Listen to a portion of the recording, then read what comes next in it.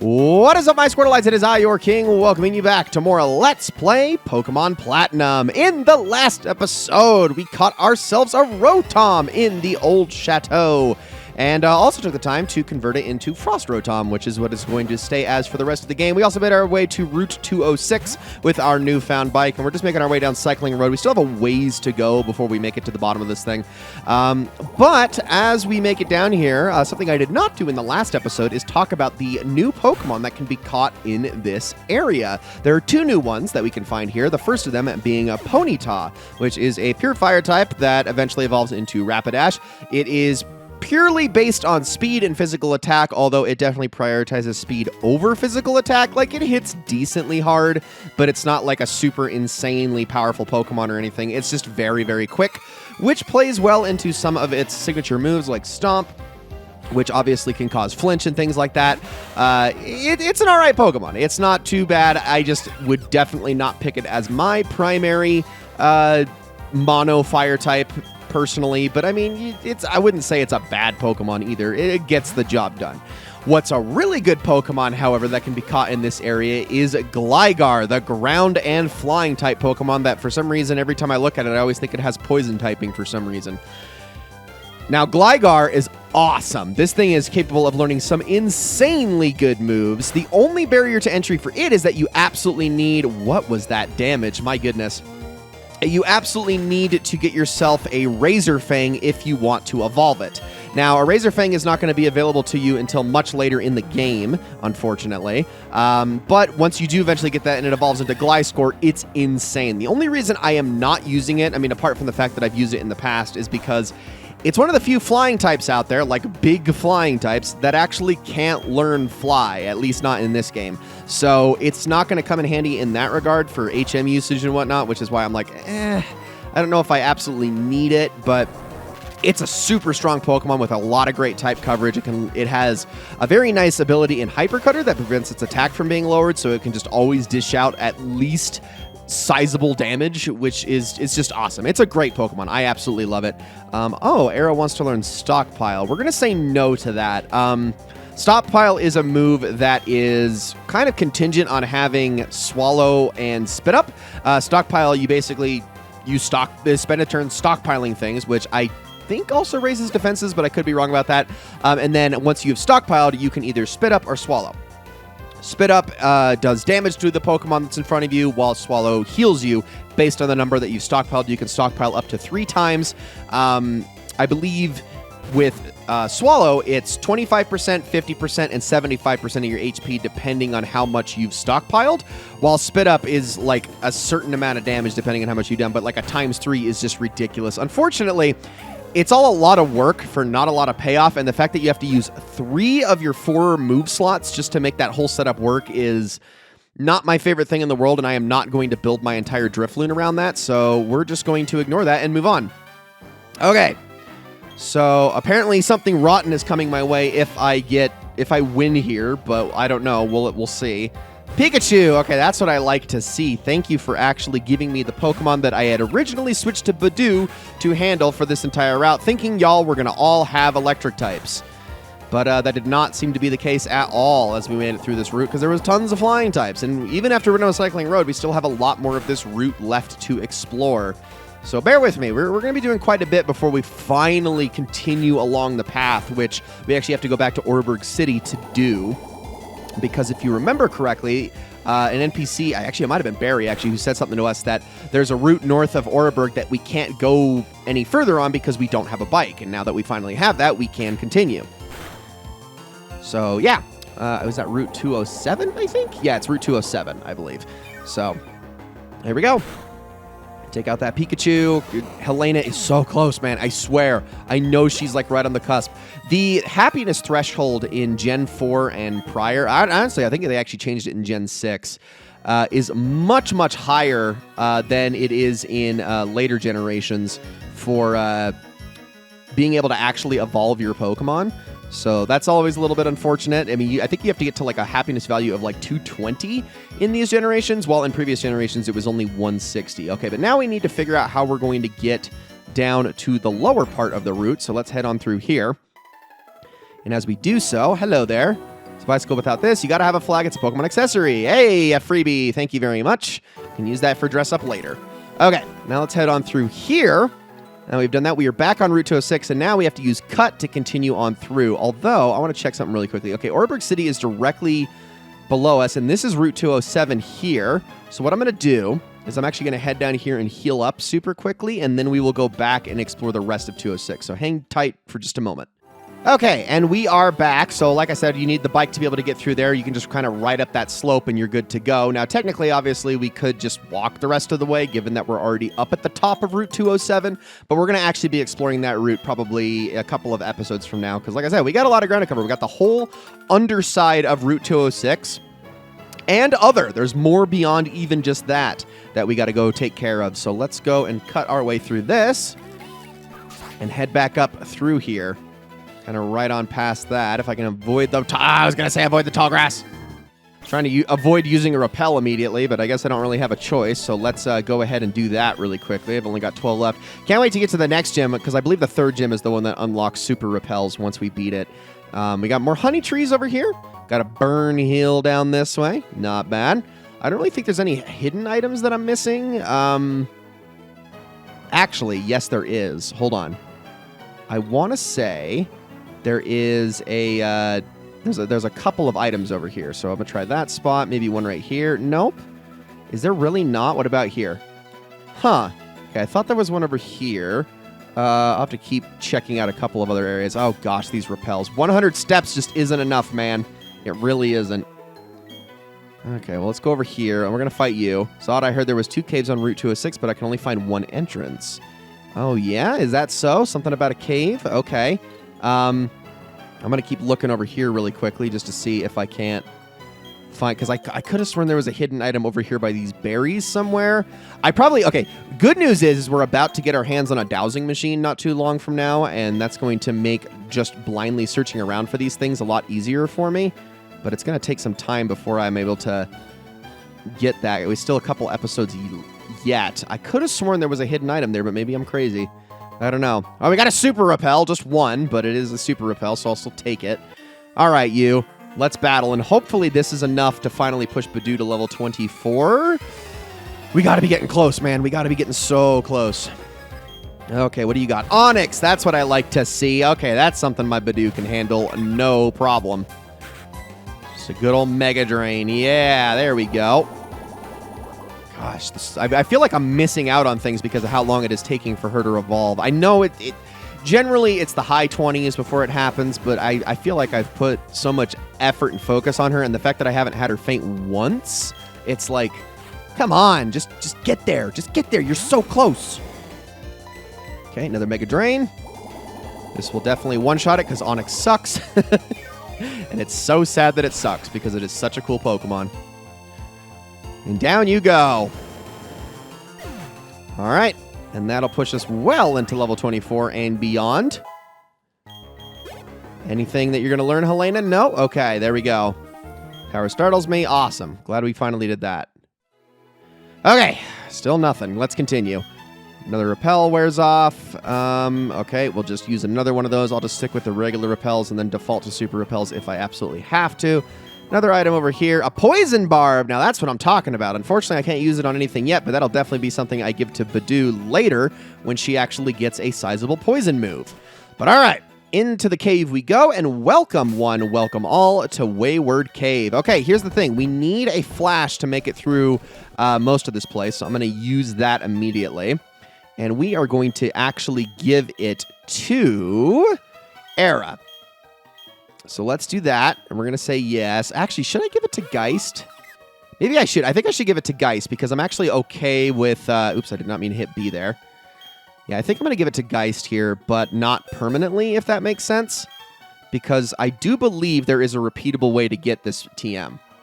And yes, indeed, there is. Okay, yeah, so that's right. There'll be a later point where we can actually just buy this TM, so I don't really mind using it and then deleting it later.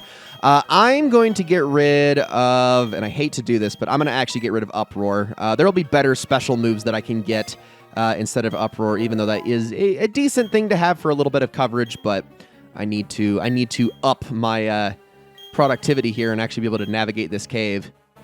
So let's use Flash. And now we can start making our way through. Okay, Wayward Cave actually has one Pokemon that is new to it, at least on this first floor. There is a second Pokemon on the basement level that we can also go into, but we need to actually be able to navigate our way through here. Now, there's a lot to this place. It's kind of big, but we need Rock Smash to navigate the whole thing. I'm going to keep using repels for a while, but here's the thing. I talked about this in the last episode, but actually, I am in search of another team member, and one of the two Pokemon that can be gotten in this cave is actually one of the ones that I'm after. So let's talk about the first one for now. The first one is Bronzor. Bronzor is a Steel and Psychic type Pokemon that eventually evolves into Bronzong. This is a more defensively focused Psychic type, but the fact that it has a dual type of Steel and Psychic makes it pretty good at a lot of things. Now, it can hit pretty hard both physically and specially, which makes it very interesting and very different from what you get out of most Psychic types, but it can be a little bit difficult to raise.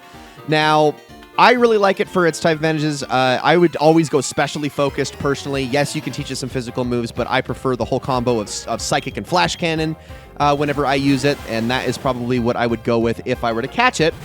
But we do need to talk about the other Pokemon that can be caught in Wayward Cave, and only in the lower area, and that is Gible. Gible, and let me make sure I'm using the right move here. Yeah, we'll use Gust. Gible is a Dragon-type Pokemon that eventually gains a Ground typing upon evolving into Gabite. I don't think Gible has the Ground typing. I think it has to evolve before it gets it. Now, this eventually evolves into Garchomp, which is the premier Dragon-type Pokemon of Sinnoh. It is insanely fast and hits incredibly hard. The only thing that is going to ever make Garchomp scared is Ice-type Pokemon. Aside from that, it is ridiculously powerful. It kind of does everything that Haxorus does, except better, because it has better base stats. At least I think it has better base stats, but it has a more concentrated focus on Dragon and Ground, and that dual typing automatically makes it better than a pure Dragon type. It's just a very, very strong Pokemon that I absolutely love using and would very much like to use for this playthrough. So we'll talk about which of these two Pokemon I am going to be using, but we'll catch it a little bit later, probably on our way out of the cave rather than while we're in here, because we got a lot to do in this place. Now, there's one other thing I do want to touch upon, because technically there is another Pokemon that can be caught in this area, and that is Sandshrew. Now, I haven't been touching upon this up to this point in the game, because this is the only time I'm going to talk about this. But in Pokemon Platinum, there is actually a dual slot method in which you can encounter other Pokemon that you can't normally find across the game. So there are lots of Pokemon that are available in Gen 3 as well as in Gen 1 if you have Ruby, Sapphire, Emerald, Fire Red, or Leaf Green. If you have any one of these games slotted into the cartridge slot on your DS while playing Platinum, you can actually change around the Pokemon that you'll encounter in certain routes. We've already passed a few routes where this was applicable, but a good example is here in Wayward Cave. You can find Sandshrew if you have Pokemon Leaf Green in your cartridge slot. Usually these will override a different Pokemon that you can catch in here, at a different encounter rate. I don't actually know which one Sandshrew overrides in here, but you are going to find it if you have Leaf Green slotted in, so that is important to note. So yeah, this is another way to get different Pokemon you wouldn't normally otherwise be able to catch. This is also nice because all of the other Gen 2, Gen 3 Pokemon, Gen 1 Pokemon that get a second or third evolution that is exclusive to Gen 4 cannot be caught otherwise, but you can catch some of them through this dual slot method, so it's worth mentioning. All right, we got a lot of work to do in this cave, so I'm going to use Mega Drain here on Baneri, and then I'm also going to use Payback on Baneri because this Baneri is probably going to go first. Use Frustration there. Now, the Baneri can't really hit Arrow, which is good.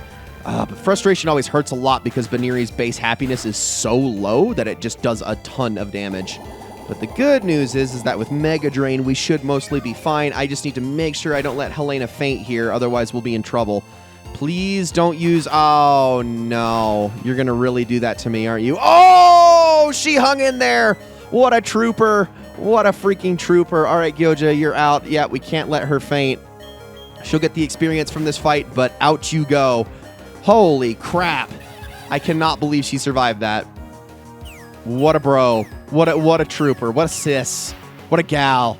All right, let's take down this Baneri ASAP, so then we can just have both of our Pokemon focus on the other trainer's 3 birds that it's probably going to throw at us, or 3 whatevers. I don't know. I can't say that with any certainty.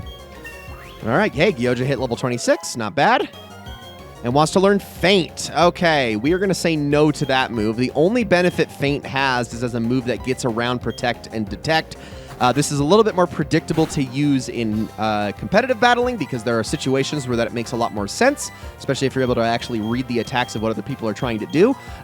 In this game, however, though, Protect and Detect is completely random, and Feint itself is not a good enough move to justify having that for its 30 base power on a Pokemon that might just be wasting my time for a turn.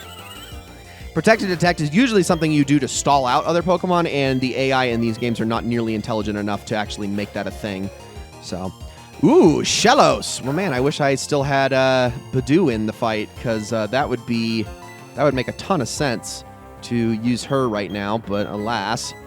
Okay, we're probably not going to one-shot this thing on this turn just because of the 2 moves I picked, but hopefully we can at least flinch it and then continue doing what we're doing. Oh, Water Pulse. Gosh dang it. All right, that's fine. That's fine. We're okay. Luckily, the Shellos doesn't hit too hard. We'll just do another combo of that. I don't think Mach Punch is going to outright knock this out, so Astonish should finish it off. Yep. Super close, though. Super, super close. And I hope I have enough repels to get through this place, because, man, I'm cutting it close at this point.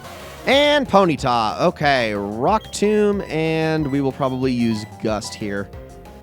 Hopefully this is enough to just outright knock it out. Probably not, but it'll at least get it close. Yep, that's what I thought.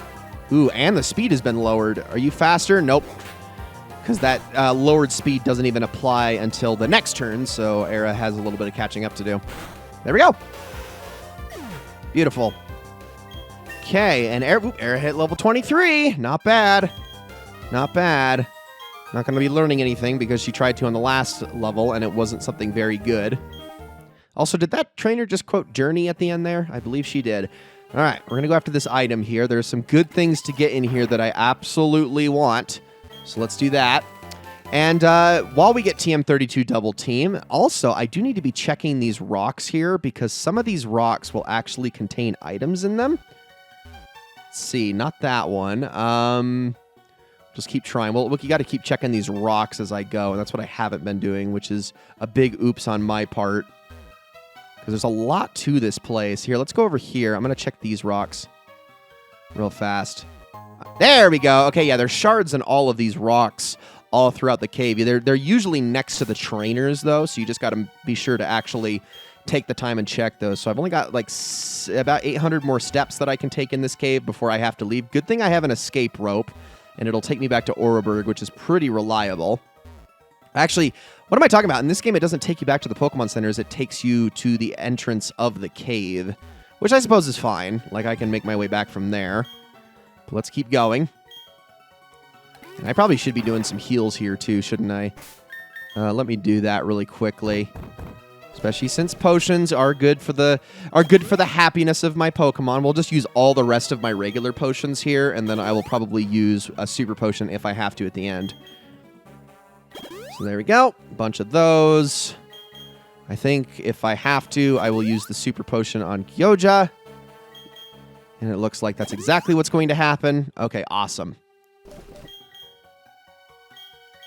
There we go. All right, everybody is all topped off and happy and ready to go. Let's continue through here as we're about to run out on our rappel again. Yep, there it is. Oh my goodness. It's going to be so nice. I cannot wait because after this game, from every Pokemon game I cover on the channel from here on out, we're going to have that beautiful quality of life feature where it just asks me if I want to use a rappel again. This is the last game we're covering on the channel where that's not going to be the case unless I ever decide to go back to the OG red, blue, and yellow, or gold, silver, and crystal, which I might do someday, but I'm not planning on doing that anytime soon, for sure. Since we're so far behind, we still have a lot of games left to cover. Okay, I think there is another hidden item right next to these two, if I'm not mistaken. In fact, I believe... Okay, yes, there is. There's actually 2 items here, and they're not shards. They're actually different things, which I could definitely use. Okay, so we got a Hoot Hoot here and a Buizel. This is going to be the last fight of the video, by the way. I'm going to use Mega Drain on you, and then we'll use Payback on the Hoot Hoot. Quick attack. That's fine. That's a critical hit, but I'm not too worried about it. Do a fair bit of damage, but not a ton.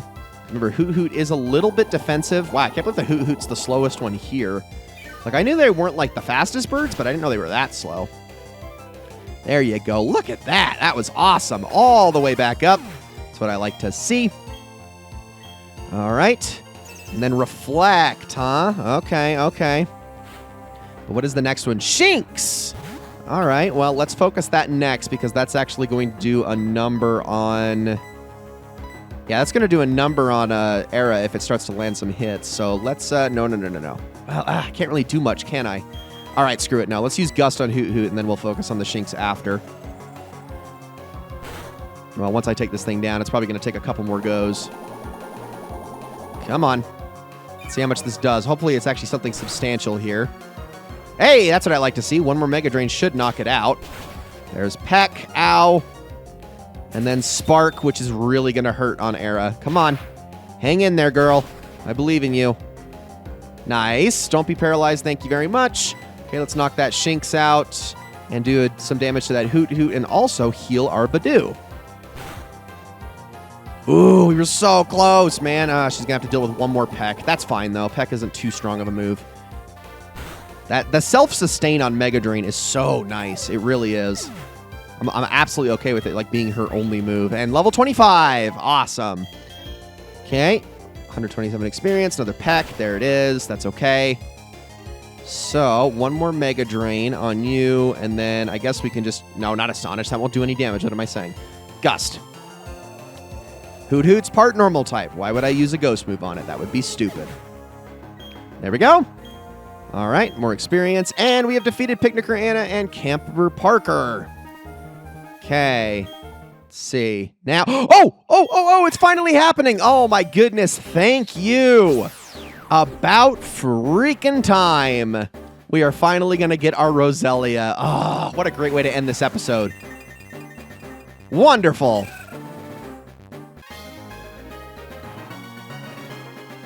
Look at her. I'm so proud of her. Awesome. Okay, Helena wants to learn the move Giga Drain. However, Helena... Okay, here's the deal. I am going to hang on to Mega Drain, but I am, and as you can see, Giga Drain 60. Because it only has 10 uses, I want both, so I'm going to go with Water Sport and get rid of that, because I don't think we need that anymore. It was nice to hang on to for the purposes of dealing with fire types, but I really didn't have any circumstances where that was going to come in handy. And yeah, just decided to add it there. So now we have 2 self-healing moves, which is awesome. Okay, we got a Great Ball there. And then there is also... Hold on. I could have sworn there's another item in here somewhere. Is it this one? It's one of these rocks. I wanted to see if I could grab this before the episode was over, but maybe I'm crazy. Not that one. And it's not the one in the corner, is it? Nope. Is it really the one down there? It might be. Hold on. Let me rock smash my way through this, and then if we grab it, we can call this an episode. And this one just keeps going and going. And is the answer... No, really? Really? I am shocked. I swear one of these rocks that was around the picnicker had a super potion, but maybe I'm crazy. Maybe I'm just wrong. All right, well, I guess we're just going to end the episode there. Roselia evolving, or Badoo evolving into Roselia, I think is a good way to end it. I can also pull the Soothe Bell off of her, which is great. And finally, I can actually switch Geist up into the front here. And that's it. Thank you all so very much for watching, guys. I hope you all enjoyed this episode very, very much. In the next episode, we're going to continue making our way through Wayward Cave, or at least as much as we can, assuming my repels can hold up. But thank you all so very much for watching. I hope you enjoyed this episode very, very much, and I will see you all in the next one.